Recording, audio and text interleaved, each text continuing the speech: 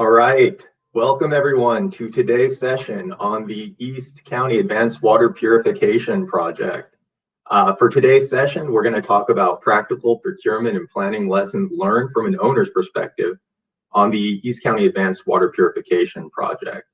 Now, this project is a water and wastewater project that is meant to deliver a safe, local, reliable, sustainable, and drought-proof drinking water supply for East San Diego County.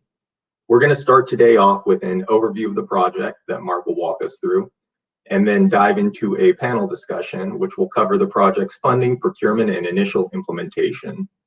Even though this session is virtual, feel free to ask us questions in the chat. We'll be monitoring the chat and can respond to your questions. If not during, we will reserve time at the end to respond. So with that said, I will turn it over to our panel to introduce themselves. Mark, do you want to start us off?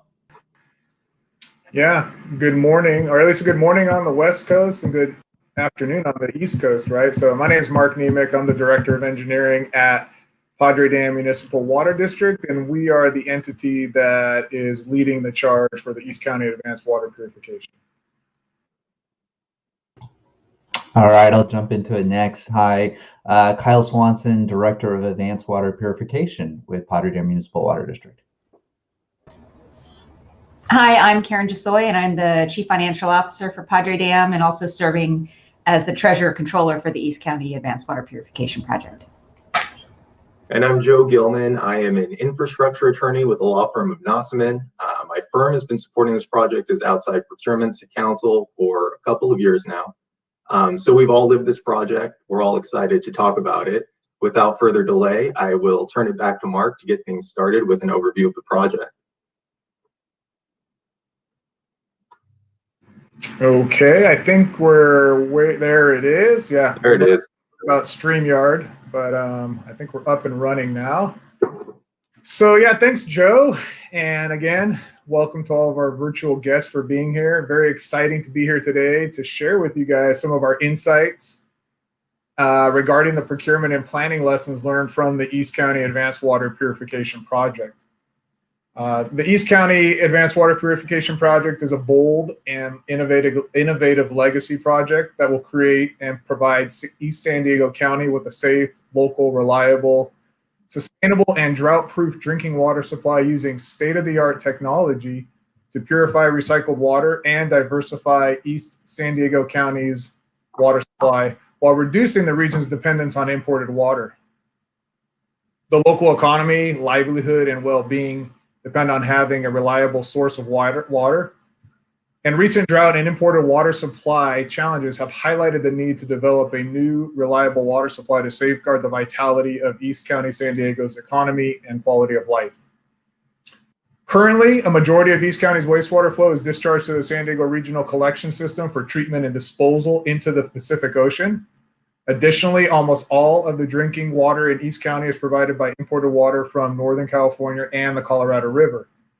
The project will treat East County's wastewater locally and implement potable reuse by producing advanced treated water from an AWP facility, which will then be pumped to Lake Jennings Reservoir for surface water augmentation, where it will be mixed with other water owned by Helix Water District.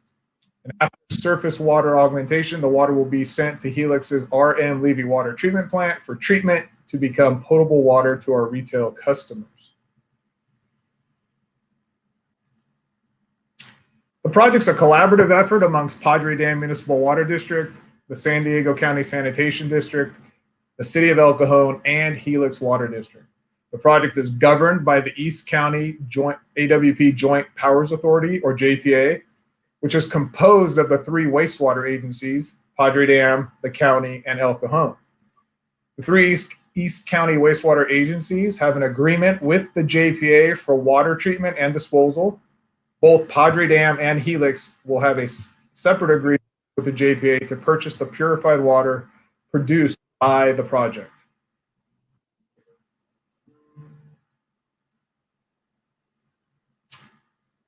With this project, the JPA is creating a myriad of benefits, including the development of a new local water supply, the elimination of nearly 15 million gallons per day of wastewater discharge into the Pacific Ocean, and water supply and wastewater treatment cost certainty.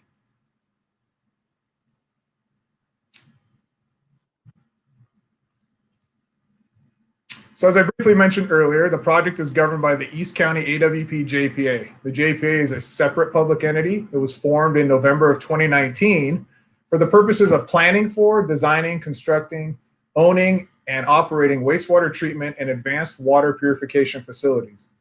The graphic that you see lays out the different agreements and functions of the JPA. On the right-hand side, you'll see the 3 wastewater agencies, each of who have a service agreement with the JPA for conveyance and treatment of the wastewater. And on the left-hand side, you see the 2 agencies that will be purchasing water from the JPA, Padre Dam and our project partner, Helix Water District. So Padre has both a water and wastewater agreement with the JPA. The financial agreements will also reside with the JPA, as will the various contracts necessary to implement the project, including the design build contracts, the legal and engineering contracts, and the administrator and operator contract. And as I mentioned, Padre Dam will be the administrator and operator of the facilities.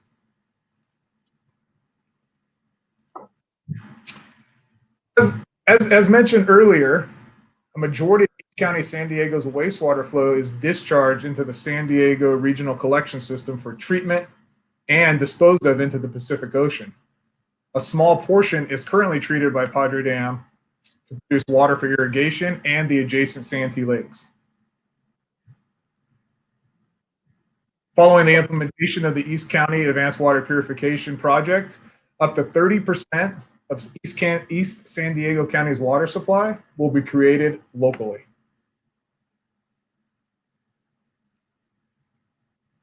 The project is expected to be online by March of 2025. The East County Advanced Water Purification Project's implementation schedule is driven by the required completion date tied to certain major external project funding sources, as well as continued near and long-term vulnerability to dry year imported water shortages. Expedited implementation will also avoid duplicative increases in costs associated with imported water and the cost of sending wastewater to the city of San Diego for treatment. Meaning the schedule is crucial for delivery of the East County AWP project.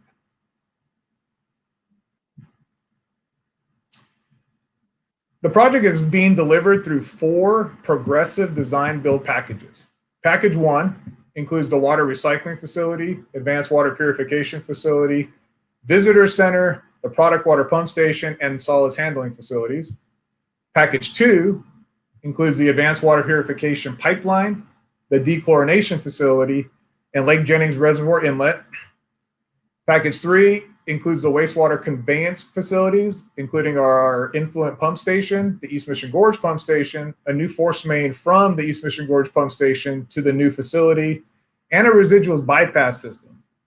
And package 4, which we just recently received SOQs on in early April, or mid-April, I should say, includes a regional brine line and also a wet weather and fail-safe force main to handle those flows as well. And on the last slide here, the financial viability of the East County Advanced Water Purification Project has been in the forefront of staff and the JPA members and partners since the early stages of development. We've been very diligent and aggressive in pursuing as many grants and low-interest loans as possible to ensure the affordability of the project. Karen's going to speak more about the financial planning, but as you can see on the left side of the slide, we've been successful in securing over $131 million in grants. And on the right-hand side, you see we're anticipating $236 million in low-interest state loans, and we're pursuing over $340 million in low-interest federal loans. And with that, I will turn it back over to Joe. Awesome. Thanks, Mark. So Mark's going to leave this funding slide up, and I promise we'll get back to it. But I just wanted to start out by talking about the process that led the JPA to delivering this project as a collaborative effort by Padre Dam, Helix, the city of El Cajon, and the county of San Diego. Kyle, I'm going to look to you to lead us off here. Talk a little bit about forming a joint powers authority. How did the idea for the collaborative partnership come about, and what are the roles of each JPA party? Great, yeah, thank you, Joe. Yeah, it's an exciting project, and really starts looking back in history. Padre Dam and the community of Santee really looked into water recycling back in like the 1960s. And from that history, Mark highlighted just the use of the wastewater in the community and producing a recycled water in the 90s that turned into recycled water to supply a Purple Pipe or Title 22 in California system. And this is kind of just looking, Padre Dam was looking at what's the next evolution of recycled water? Could we recycle more of our water? And initially, Padre looked at a groundwater recharge program. And at that time, regulations were developing for surface water augmentation, which is what this project's going to be. And we recognize that there's a benefit and an economy of scale of increasing the size of the project. And it was just a natural relationship that formed with our neighboring agencies, the County of San Diego, City of El Cajon, and Helix Water District.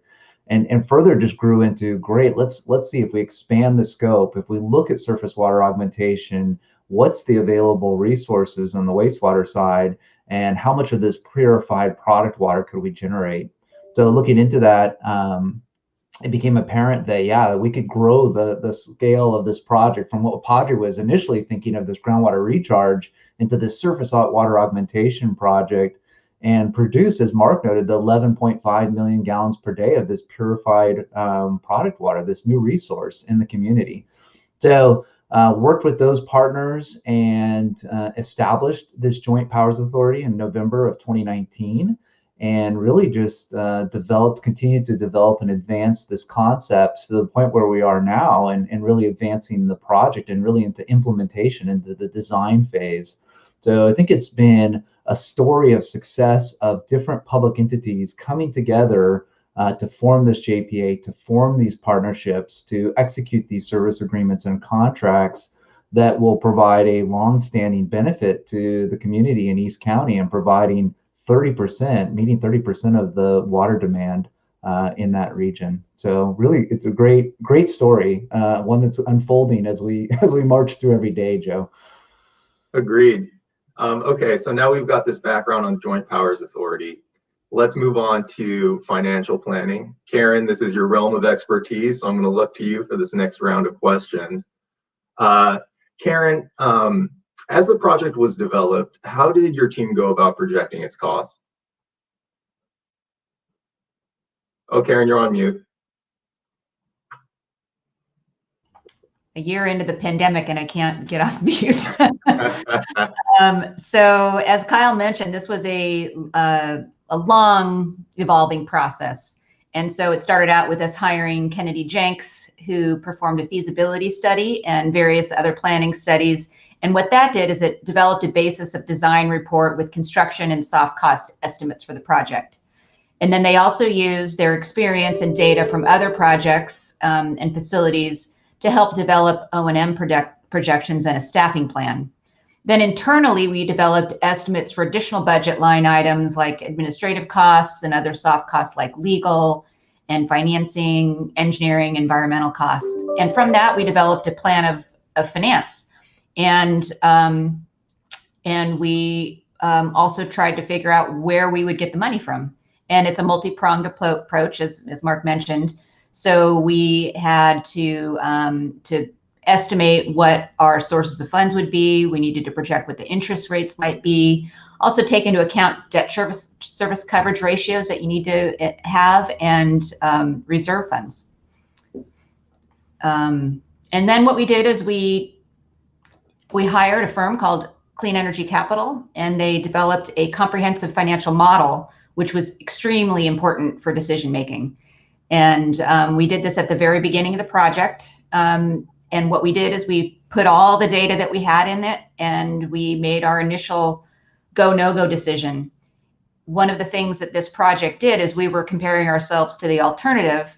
So the output of the model showed the alternative, the do nothing alternative, and then the new project alternative.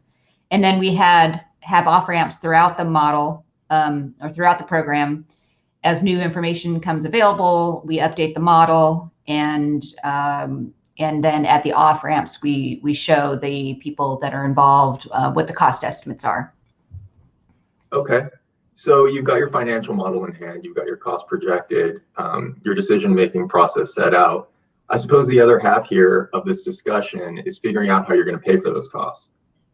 Mark touched on this a bit with this slide, but Karen, can you talk to us about the JPA strategy for funding this project? Sure. So this started out, again, a long time ago. So we had some initial funding for the initial project that Kyle talked about going into this JPA partnership. We had approved $101 million loan from the SRF, State Resources Control Board. And we also had a $15 million Prop 1 grant, and we had a $20 million Title 16 grant. And so we came to the table with some funding already, and then we've applied for other funding. We are currently, we're almost done, and we will close in May on a $386 million WIFIA loan, which is a low interest loan from the EPA. We also are applying for an additional loan from SRF, and we're asking for the remainder of everything that we're, the WIFIA loan is up to 49% of your projected budget. And so we need to fill the gap with the additional loan from SRF. And so we started out with $136 million, and that may increase based on additional cost estimates that we have. We also were able to be approved by Metropolitan Water District for their local resources program, the LRP program, which will provide us a subsidy of up to $475 per acre foot of new water produced. So that's huge. That's about an $85 million subsidy to the project over 15 years.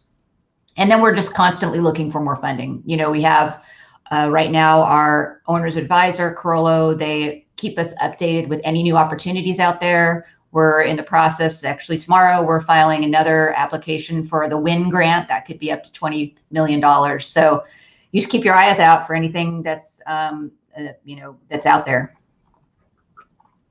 So you've got your various funding sources identified. Karen, I've got one last question I have to ask. You're juggling all these funding sources. It sounds like there's some planning that needs to happen here. About how long does it take to line these things up for planning purposes? Well, it takes a while. So the WIFIA application that I had, the loan that I had mentioned, it's been about 2 years from start to finish, because we applied in the beginning a couple of years ago and we didn't make it. Most of these loan programs are scored, and because there's so much competition for the funding, so we weren't shovel ready at the time. So the first year we didn't get approved, invited to apply, which is the first step. Then the second year we were, and so we resubmitted it's called a letter of intent. We did a lot of work on that. So once that was approved, the application process was really a lot quicker, because we based it on our well-developed LOI. Same thing with SRF. We've been working with them over time, and we're hoping to close that loan at the end of this year. And so what I needed to do is come up with some interim funding. So I got a short-term loan that will probably be paying off with these other loans. One thing, though, I should mention in terms of how this all works into the contracts that you'll need when you're doing your projects is that all of these funding sources have specific requirements. And anything that you might be looking at, you should look at it at the outset to make sure that your contracts include all the specific provisions. Nossaman was very knowledgeable in that, because they had dealt with WIFIA program and SRF, but we gave them all of the new requirements, because they do change. And then those were all incorporated into the design build contracts that we developed. All right, great. So audience, at this point, we've got our joint powers authority organized. We have our financial model in hand. We have our funding lined up. Thank you, Karen. Let's move on to the project's procurement. Mark, I'm going to look to you for the series of questions. As you mentioned in your intro, this project is split into 4 different packages. Can you share with our audience some of the considerations that went into splitting this project into packages 1, 2, 3, and now most recently package 4? Yeah, I can. Thanks, Joe. Um, as I alluded to in the overview of this project, the JPA not only determined to split the East County AWP project into separate design and construction packages, but we also selected the progressive design build delivery method for each of the packages. But as it relates to separating or the entire project, if you will, into separate packages, it started with initial discussions with different design builders who were interested in the overall program, as we started to get the word on the street. And we talked to them about their approach to constructing the facilities if we were to advertise this project as one single package. And what we heard from most of them was that they would likely focus their forces on kind of the major elements, the concrete, the earthwork, maybe some of the buildings related to treatment facilities. And then they would look to subcontract out items like, pump stations, specialized treatment technologies, items like electrical, instrumentation and control, even the pipeline, right, from the facility out to Lake Jennings. And so, with that information in hand, and what we've learned now, also I'll kind of, skip ahead a little bit. What we've learned is there's some cost savings to having a design builder or contractor self-perform a bit too, right? There's not a lot of markup. So we took that information saying, okay, you get one main design builder and they're going to look to maybe sub out or, parse out a lot of the project. We had that in our hand, and then we wanted also to create opportunities for local, smaller size contractors. And so we looked at creating different packages. Each of the packages, and it kind of this project lends itself to that. Each of the packages include a range of components with different expertise, right? We have facilities, linear pipelines and pump stations, a force main, a treatment plant. So as an example, package 2 is the product water pipeline, where the construction contractor's means and methods would address stream and freeway crossings, dealing with anticipated rock as we approach, the Lake Jennings, and there's different geology out there. All have impacts on the design approach. So by breaking it into a separate package and getting a more kind of expert in that field, what we're finding, I think, is we're getting a better overall design and a better overall thought as to, how we're going to implement that pipeline and that overall package.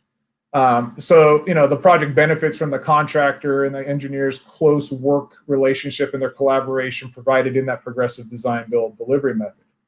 If we look at package 3, right, we have the retrofit of 2 wastewater pump stations, and their associated costs are a significant component which would affect, which affects the design. So we want to make sure we also have accurate cost information coming from that specialty contractor or that prime contractor for that package. And so that also helps us better design to budget for the projects. We can balance reliability and the overall level of service with our project budget. All right, so we've got our project, we've divided it into 2 packages. Now we know what each package is going to entail. I think at this point, many people in the audience are probably interested in understanding the process that the JPA went through to settle on progressive design build as a delivery model to use for the packages. Mark, can you share some of that process with us and how the JPA settled on progressive design build? Yeah, I can. It was new for everyone, so it was quite. We again, it was like like Karen mentioned in financial, it wasn't like overnight we came to this decision to go to progressive design build, and you have multiple partners, so everybody has to buy in where you're going with this process. And a lot of this might even started before the JPA was formed, because we were talking about this project before the actual formation of the JPA. So historically, the JPA member agencies have most commonly executed their projects, water and wastewater infrastructure projects, if you will, through traditional design bid build approaches, utilizing our in-house resources or engineering consultants to prepare the design and contract documents. And then we award a construction contract to a qualified contractor through a competitive low bid process. But, given the anticipated size and the cost of the AWP project and the time constraints imposed by these funding options we were considering, we had to look at alternative delivery methods to get some with some serious consideration, because we just knew the traditional method probably wasn't going to get us there to meet all of our goals. So early on during the feasibility and pre-design phases of AWP, the project partners attended webinars, and we talked to consultants with knowledge of alternative delivery methods and had them come in and speak to the different spectrum of methods and the various pros and cons. And then as we learned more, we engaged legal staff to determine the ability of the JPA to pursue these alternative delivery methods. And then once we had assurance that we were able to go procure and implement a project using an alternative delivery method, Padre Dam, as the administrative agency for the AWP, commissioned the development of a technical memorandum to identify the factors influencing project delivery. We wanted to evaluate and summarize the available project delivery alternatives and provide a recommended project delivery method to the project. So through that process, we were able to quickly eliminate project delivery alternatives that included long-term operations or financing elements from further consideration, given our intent to operate, maintain, and finance the project. So this really effectively eliminated a design-build finance, a design-build operate, a design-build operate finance, and the various different permutations of that, and own operate finance. A P3 project delivery approach, which essentially is the own operate finance, or the financial component in there, was evaluated early on in the project, but we dismissed it as a delivery method due to the higher cost of funds and also the reduced owner control over design, construction, and operations, and also the incompatible. There was some discussion and determination of incompatibility with our Proposition 1 funding agreement. So that kind of, we kind of went away from the P3 approach. So that left us with design bid build, which we've historically done, and we knew probably wasn't going to be the best method. Construction management at risk, some sort of design build, or progressive design build. And we evaluated the advantages and disadvantages of each. And really the only delivery method that satisfied all of our factors that we came up with was progressive design build. And so for this project, some of the factors that influenced the project delivery method included early cost certainty, flexibility to adapt our design to the project budget. We wanted to minimize the upfront spend, right? We had 4 agencies all moving together, and nobody really wanted to throw a lot of money at it early and get to a point and say, well, it's not, we don't want to go down this path. So the progressive design build really limits your upfront design work. And you kind of get to a 10% design rather than a 30%, and you can kind of get some cost estimates and get people comfortable that we should keep moving forward with the project. It gives us a greater ability to meet, we were looking for greater abilities to meet established schedules, largely due in part to the financial obligations that we're looking at taking on. It gives us the ability as the owner to provide input on the design, and that's important. I think each of the agencies that are part of the JPA, and additionally Helix as a partner, historically like to have input on their design. And so to take that away would have been really challenging, to just let somebody take a project and run with it and deliver it, and we have to operate it at the end. So that was important. We were looking to reduce potentials for claims, allocating risk to the appropriate parties, reducing the liability gap between the design engineer and the general contractor. Some of the stuff that you hear about in design build and you've never done it, you say, yeah, that sounds really good because we went through that pain in design bid build and we want that, right? And so all of those factored in. Progressive design build is the only one that met all of those factors. And really, most importantly to us was the early cost certainty. We wanted the flexibility to address budgetary concerns before the final contract price. And we want to make sure we could adhere to the established budget and schedule. And that's where we landed, right? It started morphing together. And so here we are with 4 different packages that I described, and each one of those is a progressive design build. Okay, so this is all making sense, right? You assess your available delivery options, you identify your constraints and goals, and then you narrow down the field of delivery options based on those constraints and goals. Mark, I've got one last question for you. I'm going to ask you to think back in time.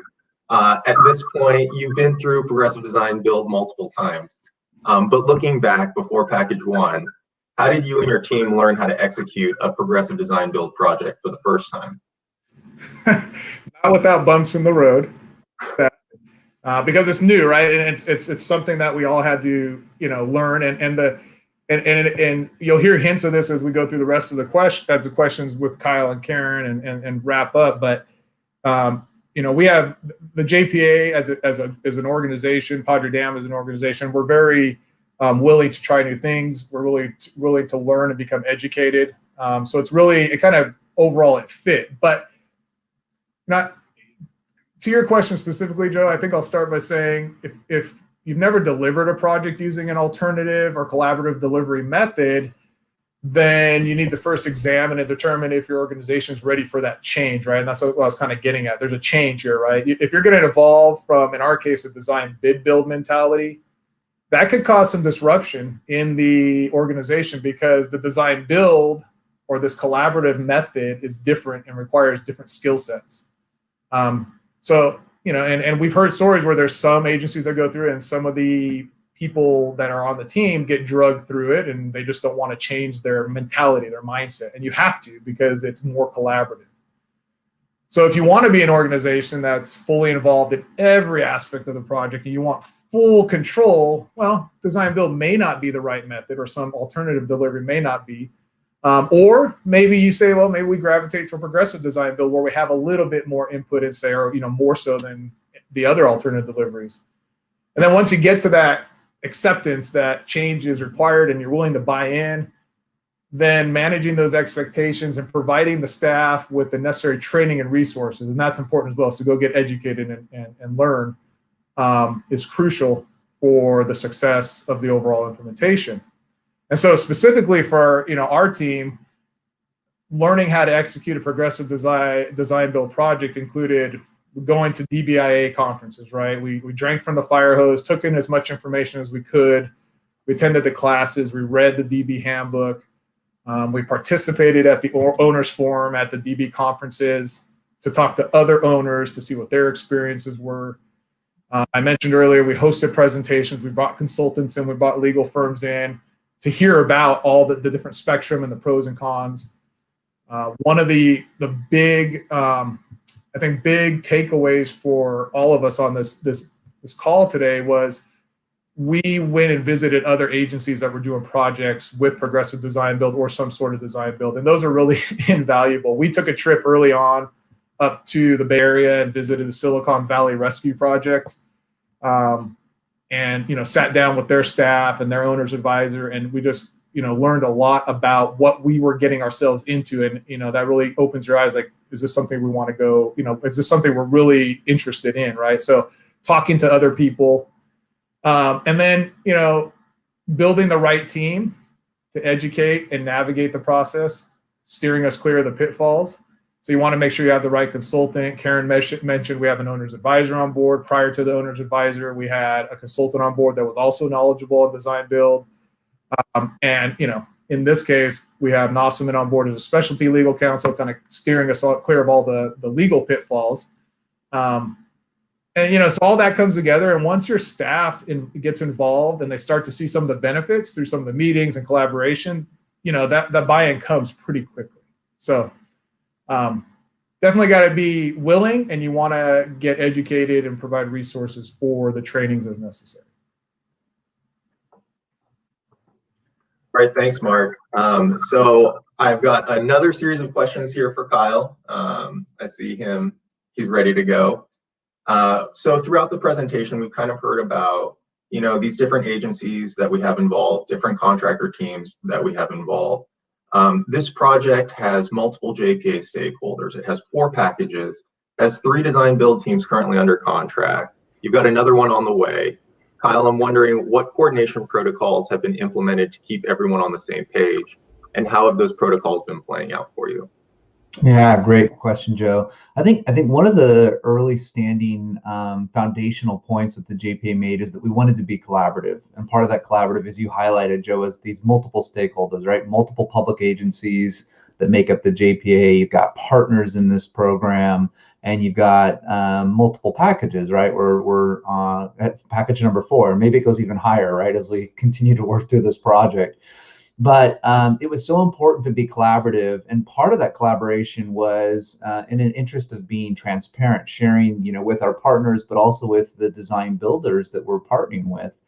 And I think to that transparency or collaboration, it was critical to bring key players together in coordination meetings. So we have a monthly coordination meeting to get these different packages together, to reach out and ensure that those interfaces are getting talked about between the packages, or that the priorities of one design builder is getting addressed where it needs to be by the JPA, or communicating with the other packages. So that collaborative effort, that foundational standing that we took on being collaborative, I think really drove to an expectation. This is what we had. We won't get into a lot of detail, but partly what we expected of everybody as a stakeholder is, hey, we've got to do this project on budget. We've got to do it on schedule. But also there's these other aspirational goals of the JPA. Items of saying, hey, bring your creativity. It was new to us, as Mark was highlighting, to get into this design build or progressive design build procurement.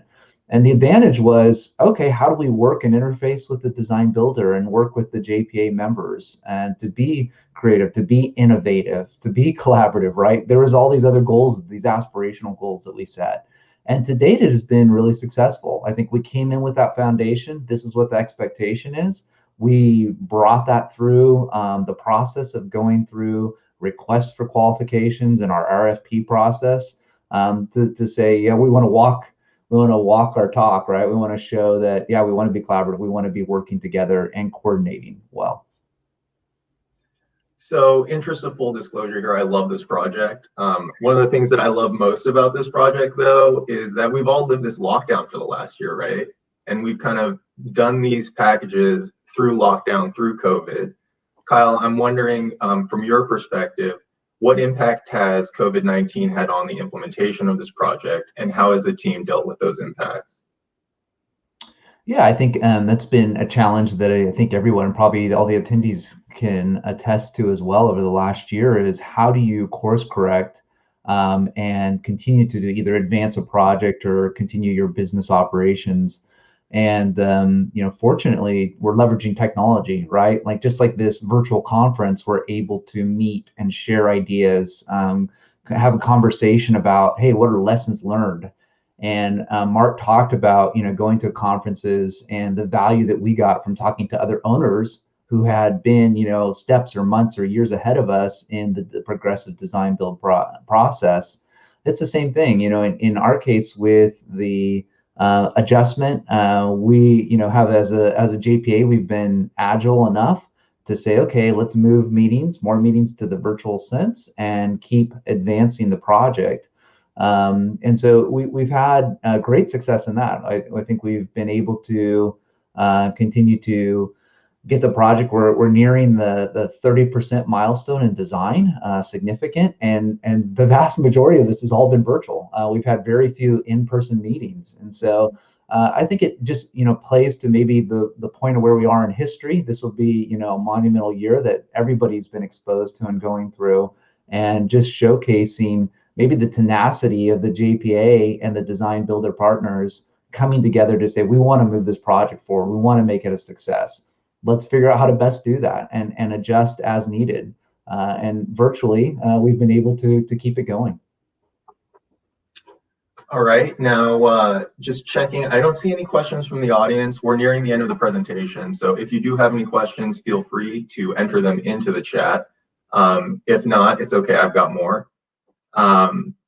So on that note, I will ask a question to the entire panel. Kyle, you were just talking to us about COVID-19, overcoming challenges. Let's stay on that topic. And I'm going to ask each of the panelists, what do you consider to be the biggest challenge or risk to this project? Karen, do you want to start us off on this one?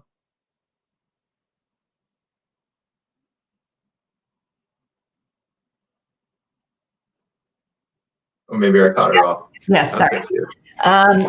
So for me, I was worried about the financing of the project, but we're further along. So I think I think that will be a challenge for you, and you lose sleep over it. But now my focus is really on the schedule, because a lot of the funding opportunities, the grants and the LRP program that I spoke about earlier, those are all dependent upon completing the project at a particular time. So I'm worried about keeping to the schedule. That's my thing now.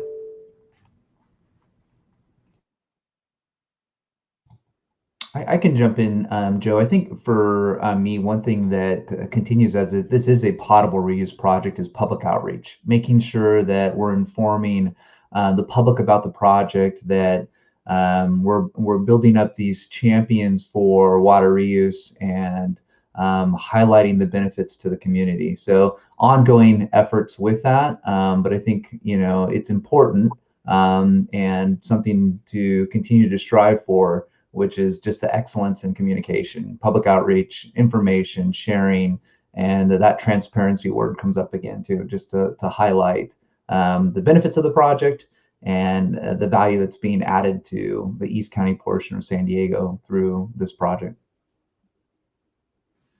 Yeah, and I'll add, Karen mentioned the funding's in place. So kind of in the day-to-day, we're, in the progressive design build method, you have a phase 1 and a phase 2. We're in phase 1. We're doing all the investigative work with the design builder and designing up to about a 60% level, and we'll get to a guaranteed maximum price. So the funding's there, and I agree, schedule and public outreach are critical, and they are risk items. I'll add that for me, it's really scope creep and growth of the project as as you go through this process, this ongoing evolution of design development, through the workshops that Kyle talked about, we're having, gosh, almost daily. We have, with 4 packages, you're on a Teams meeting or some sort of virtual meeting. You're taking stakeholder inputs, and then to help Karen's or the model and help Karen evaluate the amount of funding and make sure it's appropriate. We're getting a lot of cost estimates from each of the design builders on a pretty frequent basis, right? We had a target cost proposal. We have a 30% number, 30% design estimate coming in at 60%. And as you go through these design development, you have to really balance wants and needs. What's really needed to deliver, and what do you really want, and how do you, what's needed to operate this thing long term, and what makes sense. And so scope sometimes starts creeping, and you see these variations. It's like almost a diurnal pattern, right? That goes through. Like you start off, you're like, the budget looks, our costs look great according to the budget. Then you get to, a little further down the road, and you're like, oh, we're creeping up on that budget, or we're a little above budget. Got to bring it back down. You keep kind of playing this back and forth because the funding's there, right? You're going to have it, but you got to try to stay within it now. And you have so many different people inputting, from the design builder to, we might be on a meeting, there might be 40 people, and they're technical experts, and there's people with a lot of input, but certain comments, certain design changes add cost, right? You want to change that, it goes up, this much. You change that, it goes up this cost. And then, like you mentioned, we have 4 packages, so you're managing all 4 packages to a total overall budget. So I think we're still in a risky phase of trying to stay within the funding kind of limits. And so I'll sleep a lot better once we've signed off on the guaranteed maximum prices and we're moving on to the next phase. Awesome. And I've got one last question here to finish up on, and let's do it on a more optimistic note. Again, panel, what's one piece of advice you would each give to other public owners concerning alternative delivery? Let's start with, Karen, I saw you take yourself off mute, so I'll take that as a hand raise. Yeah. So Mark mentioned this earlier, but you're not in this alone. The trip that we made early on was invaluable, and you meet people, you can reach out to them later. Chances are that something that you're knocking your head up against, someone else has been through it. So really, and everyone that we've reached out to has been so helpful, from people who have gone through it on the project level to the consultants that we have. Picking the right consultants that have been through this before, really fully vetting them at the outset, makes it a lot easier. I think I would add, maybe Joe, I would say embrace the challenge, right? I mean, these are big. This is a huge project. Many of you may be facing sizable projects or difficult decisions.